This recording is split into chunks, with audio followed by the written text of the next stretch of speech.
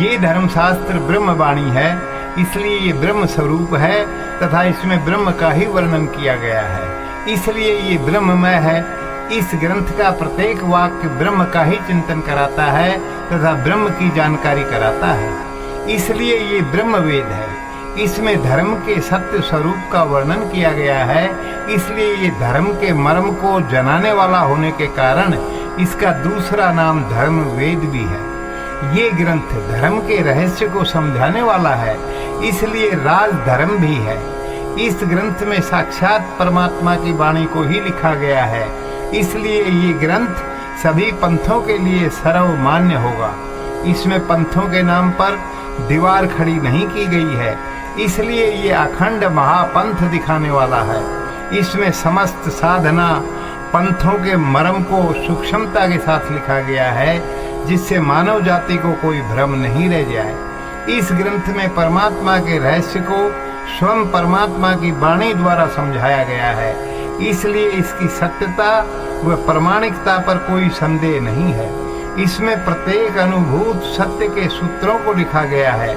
आत्मा क्या है, आत्मा को कैसे पहचाना जाए, मन क्या है, मन का खेल क्या है, जीव सुख दुख क्यों भोगता है, प्रारब्ध क्या है, देवताओं का रहस्य क्या है, प्रकृति व पुरुष का रहस्य क्या है, सृष्टि की उत्पत्ति कैसे होती है, जन्म मरण क्या है, मोक्ष क्या है, सुखी कैसे रहा जाए, पंथों की उत्पत्ति कैसे हुई, पंथों का रहस्य क्या है, राजधर्म क्या है, शासन और समाज की व्यवस्था कैसी हो, वैभवता कैसे प्राप्त हो, आरोग्य कैसे मिले, आनंद में कैसे रहें, प्रकृति कैसे अनुकूल हो, ग्रह नक्षत्र कैसे अनुकूल हो, भूत प्रेतों से कैसे मुक्ति मिले, स्वर्ग नरक का क्या रहस्य है, चार युग क्या है, परमात्मा को कैसे जाने, सिद्धियां क्या है, मूर्ति रहस्य क्या है, ध्यान ज्ञान व भक्ति के रास्ते क्या है,